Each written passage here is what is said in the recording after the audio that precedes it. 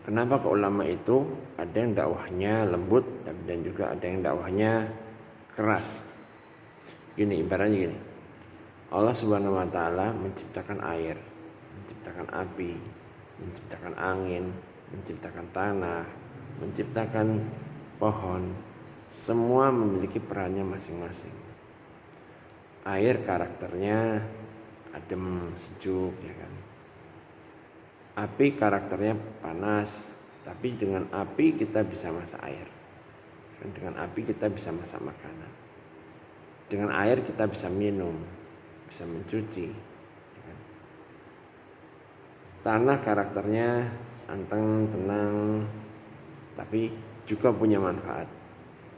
Pepohonan karakternya memiliki daun-daun yang hijau, ya kan, menghasilkan buah, memiliki manfaat sendiri. Angin juga kadang tenang, kadang ayam, kadang juga bergemuruh. Artinya angin juga menjalankan fungsinya masing-masing. Seperti itulah para ulama, seperti itulah para habaib. Baik mereka yang berdakwah dengan cara yang lembut maupun mereka yang berdakwah dengan cara yang keras. Kenapa ada ulama yang berdakwah dengan cara lembut? Agar agama Islam ini mampu masuk hingga ke hati seluruh umatnya baginda Nabi Muhammad SAW. Agar agama Islam ini mampu untuk menjadi bagian dari tiang-tiang pedoman hidup seluruh umat manusia, agar bisa mampu merangkul semua orang. Itu kenapa ada ulama yang dakwahnya lembut. Tapi kok kenapa ada yang ulama yang dakwahnya kasar? Kita harus ingat bahwa agama Islam itu adalah agama yang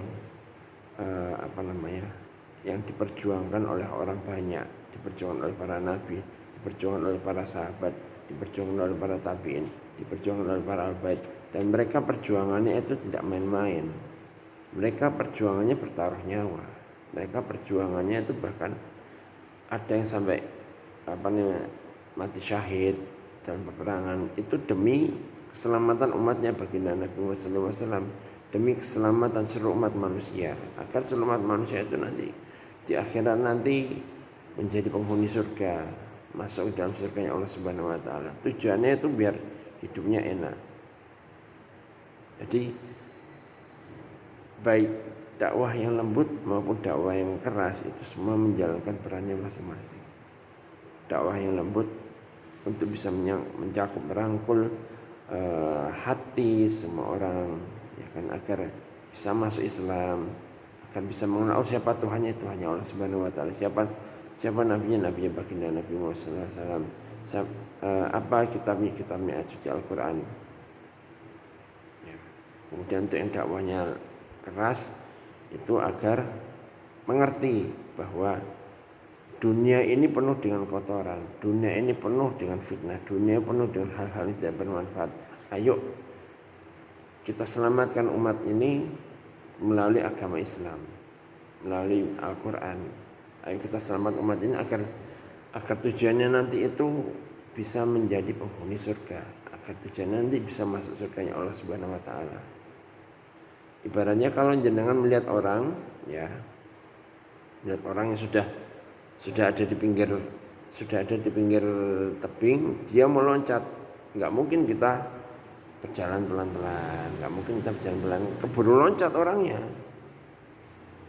Karena dia mau terjun ke jurang, kita harus lari, kita harus mengejar dia, harus menangkap dia, biar dia nggak jadi loncat, biar dia nggak jadi bunuh diri, biar dia bisa kita sadarkan, biar dia bisa kita pahamkan bahwa sebenarnya apa yang dia lakukan itu salah, bahwa sebenarnya apa yang dia lakukan itu menyesatkan dirinya sendiri, bahwa sebenarnya apa yang dia lakukan itu membahayakan dirinya sendiri, bahkan mungkin juga bisa membahayakan orang lain. Itulah fungsinya dakwah, baik lembut maupun keras. Keduanya saling melengkapi, keduanya saling mengisi. Maka dari itu tidak perlu kita mempermasalahkan mau dakwah lembut ataupun dakwah keras. Mau yang mengikuti dakwah yang lembut silahkan, mau yang mengikuti ulama yang dakwahnya keras silahkan. Tapi tidak perlu menjadi perdebatan, nggak perlu menjadi sumber pertengkaran. Kita saling menghormati, belajar saling menghormati satu sama lain, itu lebih indah. Ya, Dia harus paham dulu makna tujuan dakwahnya untuk apa. Kecuali kalau misalnya tujuan dakwahnya itu untuk politik, untuk menggunjing orang lain, untuk menjatuhkan orang lain, untuk menyerang kelompok yang berbeda pikiran, itu salah, itu yang tidak benar. Jangan kemudian terpancing dengan hal-hal yang bersifat kepentingan politik kelompok tertentu, kelompok manapun, bagi yang pro ini, pro itu, ya, fokus aja pada dakwah. Cintai para ulama, para habaib, baik yang dakwahnya lembut maupun yang dakwahnya keras. Sebagaimana baginda Nabi Muhammad SAW mencintai seluruh umat manusia tanpa memandang perilaku, tanpa memandang akhlak manusia itu sendiri. Itu namanya bab cinta, bab mahabbah. Sebagaimana Allah Subhanahu Wa Taala mencintai seluruh makhluknya tanpa memandang apapun. Ya, itu namanya bab cinta. Mari kita belajar.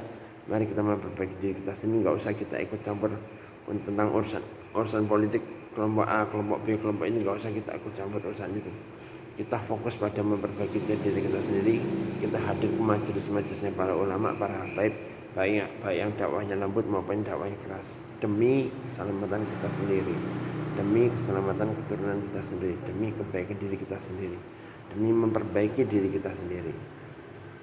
Urusan akhlak orang lain itu bukan urusan kita. Urusan kita adalah akhlak kita di mata Allah Subhanahu Wa Taala. Kalau ada orang yang atau ulama atau habaib yang etika yang kurang, ya kita ingatkan, kita tegur. Itu sebagai wujud cinta. Kita menegur, kita mengingatkan sebagai wujud kita cinta. Ya. Kalau ada habaib atau ulama yang atau ustadz yang dakwahnya kurang beretika, ya sampaikan agar dakwahnya diperbaiki dengan pakai cara yang lebih baik, dengan cara yang pakai sopan. Ya, demikian ya. Wassalamualaikum warahmatullahi wabarakatuh.